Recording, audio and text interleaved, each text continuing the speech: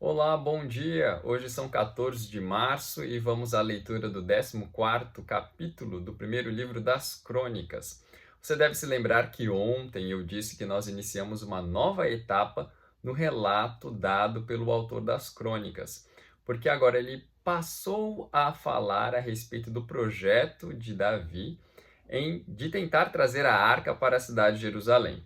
E nós vimos ontem, no capítulo de número 13, que a primeira tentativa não deu certo.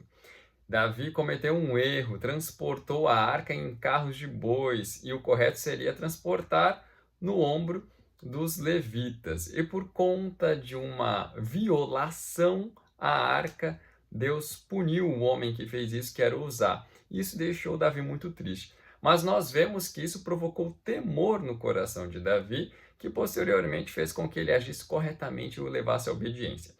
Será que este episódio provocou uma mancha tal que pudesse fazer com que Davi fosse comparado a Saul como uma pessoa da mesma laia de Saul que sofreu e morreu de maneira vergonhosa? Não, isso não coloca Davi em pé de igualdade com Saul. E é o que nós vamos ver agora no capítulo de número 14. O relato que o autor das crônicas faz é justamente para que tenhamos uma ideia do contraste enorme existente entre esses dois reis. E nós vamos agora à leitura do texto e vou tentar expor para vocês essas diferenças entre um rei e o outro.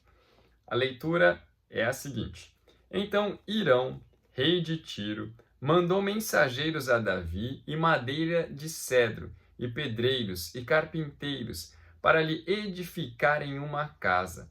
Reconheceu Davi que o Senhor o confirmara rei sobre Israel, porque por amor do seu povo de Israel, o seu reino se tinha exaltado muito.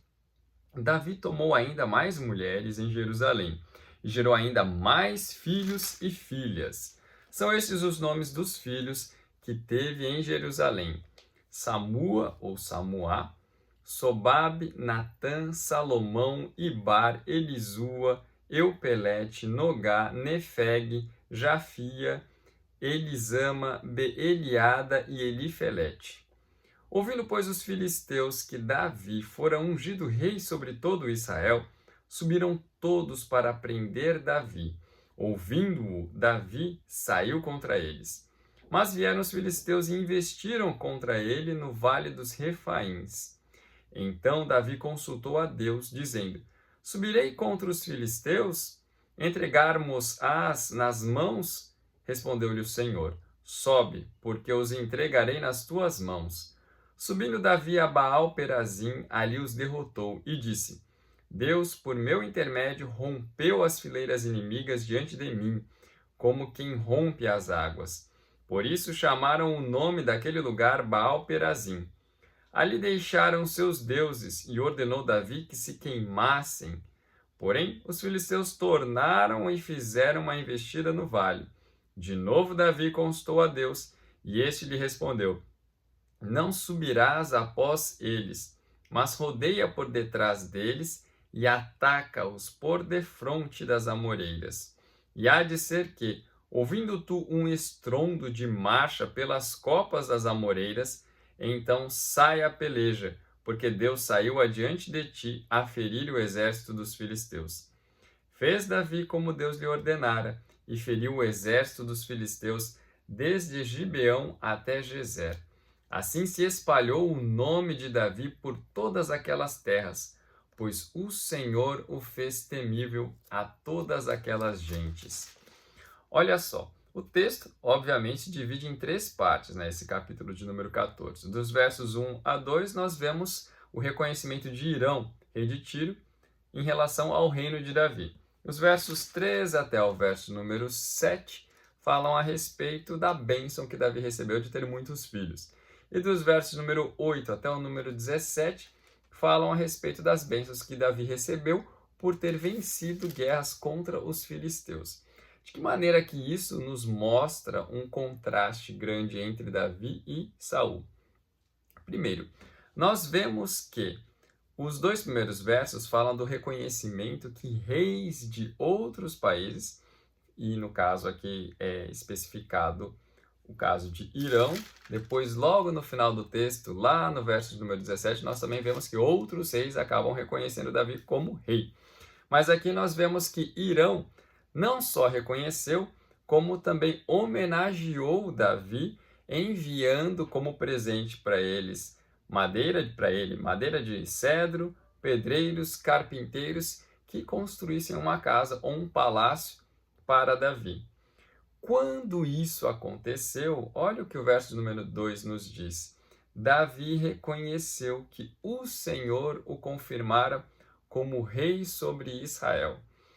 No caso de Saul ele foi realmente ungido, segundo a orientação de Deus a Samuel, porém Saul cometeu um ato errado e se ele agisse corretamente, Deus confirmaria a Saul o reino dele. Mas o que aconteceu quando Saul cometeu aquele pecado foi que Samuel disse a ele: você teria o seu reinado confirmado agora, mas por causa do seu pecado, o seu reinado será passado a outro, segundo o coração de Deus. E olha só que interessante. O reinado de Davi foi confirmado pelo amor que Deus tinha para com o seu próprio povo. E isso ele fez de modo com que o reino de Davi fosse exaltado. Olha só, não era simplesmente por causa de Davi que Deus fazia essas coisas com ele, mas por causa do seu próprio povo, Deus exaltava Davi, porque por meio de Davi e da sua descendência, o povo de Deus seria abençoado. Você já consegue enxergar alguma coisa futura aí? Eu acho que você conhece alguém da casa de Davi, alguém chamado Jesus. A continuação do texto, como eu disse a vocês, mostra outra bênção, né? A primeira foi o reconhecimento internacional e também o reconhecimento próprio Davi de que isso vinha das mãos de Deus. Os versos número 3 até o verso número 7 falam dos muitos filhos que Davi teve enquanto estava em Jerusalém. Olha só, enquanto estava em Hebrom, ele já teve filhos. Depois que foi para Jerusalém, ele teve mais filhos ainda. O texto diz que ele tomou ainda mais mulheres. A gente não pode tomar isso como parâmetro de coisa certa, não é? Você se lembra que o Senhor Jesus disse que não era assim desde o princípio, porque no princípio Deus criou o homem e mulher e os dois deveriam ser unidos e seriam uma só carne. Mas o ser humano acabou desviando daquilo que o Senhor Deus prescreveu e acabou fazendo o contrário, né? Não quer dizer que Davi estava certo por tomar muitas mulheres, mas o fato de Deus dar muitos filhos a ele mostra que realmente ele tem a bênção do Senhor, porque a sua prole se multiplicou. E como isso se contrasta com Saul, e especificamente aqui no livro das Crônicas. Vocês se lembram que no capítulo em que apresentamos o declínio de Saul, numa mesma batalha, Saul morreu e todos os seus filhos também morreram. Ou seja, não só o reino de Saul foi perdido, como também a sua descendência, para que não houvesse possibilidade também de que alguma possível dinastia de Saul tentasse se estabelecer por Israel. Não, toda a sua casa foi extinta. Mas, ao contrário, a casa de Davi cresceu, se fortaleceu. Ele teve muitos filhos em Jerusalém. E nós sabemos também que quem sucedeu Davi foi um filho de Davi. E, por muitos anos, sempre descendentes de Davi o sucederam. E, por último, vemos a cena de duas batalhas de Davi, ou liderando o Israel, para lutar contra os filisteus. Vocês se lembram que o último episódio lá da vida de Saul, relatado no livro de Crônicas, mostra que Saul lutou contra os filisteus. Mas diz o texto que os filisteus derrotaram facilmente o exército de Israel. Inclusive, naquela situação, Saul ficou temendo, ficou com muito medo do que poderiam fazer com ele. E ele teve uma derrota vexatória e uma morte também humilhante.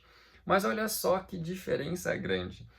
Nestas duas batalhas, antes de sair à guerra, Davi consultou o Senhor Deus para saber se ele deveria ou não atacar. Isso mostra a humildade de Davi em relação ao Senhor Deus, consultando o Senhor Deus. Enquanto que Saul tentou manipular Deus, levando a arca para o meio da batalha.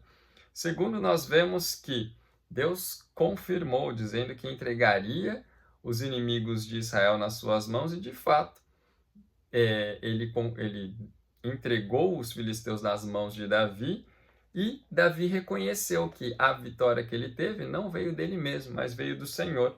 Olha o que ele nos diz no verso número 11. Subindo Davi a Baal-Perazim, ali os derrotou e disse: Deus, por meu intermédio, rompeu as fileiras inimigas diante de mim, como quem rompe as águas. Ele reconhece que foi Deus quem derrotou os filisteus e que fez isso por intermédio de Davi. Davi era um instrumento do Senhor para fazer com que o povo de Deus fosse vitorioso. Bastante humilde, né? Bem diferente de Saul, que queria porque queria que Samuel estivesse com ele para que aparecesse diante do povo e assim o povo o reconhecesse como alguém que ainda tinha autoridade. Houve uma segunda batalha, e antes dessa segunda batalha, novamente Davi consultou o Senhor. E olha que coisa incrível. Não incrível não, que coisa maravilhosa. Deus falou assim: não, você não vai usar da mesma estratégia. A estratégia agora vai ser diferente. Verso 14. Não subirá após eles, mas rodeia por detrás deles e ataca-os por defronte das amoreiras. Tá, só falou para rodear e atacar de frente dessas árvores, das amoreiras. Mas olha o que diz o verso 15. E há de ser que, ouvindo tu um estrondo de marcha pelas copas das árvores, ou das amoreiras, então sai a peleja, porque Deus saiu adiante de ti a ferir o exército dos filisteus. Olha que coisa interessante. Davi ouviria um barulho de marcha na copa das árvores, e quando ele ouvisse isso, ele deveria sair. Isso nos mostra que esse estrondo de marcha na copa das árvores era o próprio Senhor Deus com as suas hostes, com os seus exércitos, lutando, indo adiante do seu povo. E só depois que o Senhor fosse é que Davi, com o exército de Israel, poderia ir à batalha e vencer. Mais uma vez mostrando aquilo que já vemos no livro do Êxodo, que o Senhor luta pelo seu povo, e que vemos também no livro de Juízes, no livro de Josué, e aqui se repete, o Senhor Deus lutando pelo seu povo. E aí, diferente do que aconteceu com Saul, que perdeu facilmente para os filisteus, por 2 vezes o exército de Israel, sob a liderança de Davi, derrota os filisteus. E aí, nós vemos que lá no final, Saul foi envergonhado e temeu. Mas aqui, diferente de Saul, quem temeu não foi Davi. Foram todos os inimigos e todos os vizinhos. Olha o que diz o verso 17. Assim se espalhou o renome de Davi por todas aquelas terras, pois o Senhor o fez temível a todas aquelas gentes. Eu fiz uma anotação, deixa eu pegar minha colinha, na qual eu coloco o contraste aqui entre um e outro, né? Enquanto Saul perdeu todos os seus filhos, Davi teve muitos filhos. Enquanto Saul foi morto por Deus, Davi teve o seu reinado confirmado por Deus. Enquanto Saul perdeu para os filisteus, Davi venceu os filisteus. Enquanto Saul consultou uma médium, Davi sempre consultou ao Senhor Deus. Enquanto Saul manipulou Deus através do uso da arca e acabou perdendo a arca, Davi trouxe de volta a arca para mais perto do povo.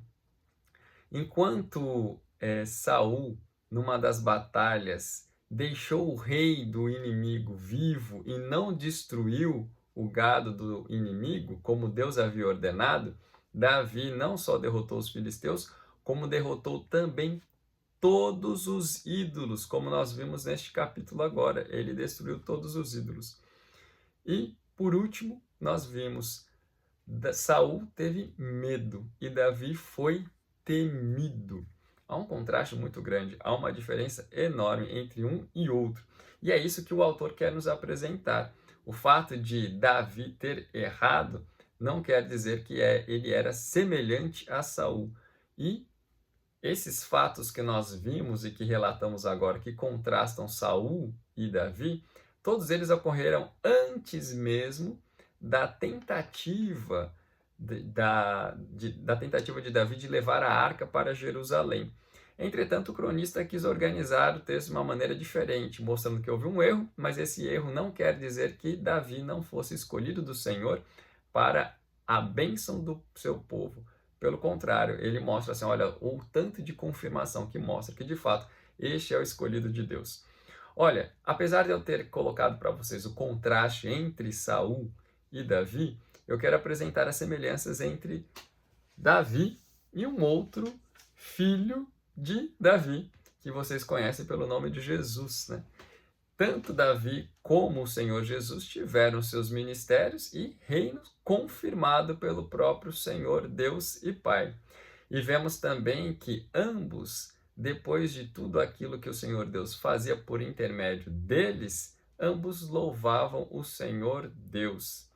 Ambos oravam ao Senhor, consultavam o Senhor e eram atendidos pelo Senhor Deus. Isso foi só algumas das poucas características que eu apresentei.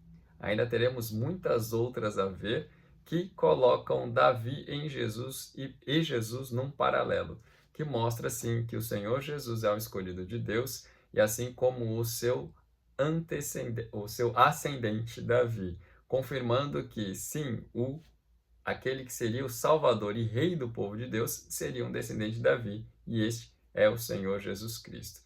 Chegamos ao final da leitura e dos comentários. Que Deus abençoe a sua vida e espero você amanhã para a próxima leitura no primeiro livro das Crônicas. Que Deus abençoe e tchau, tchau.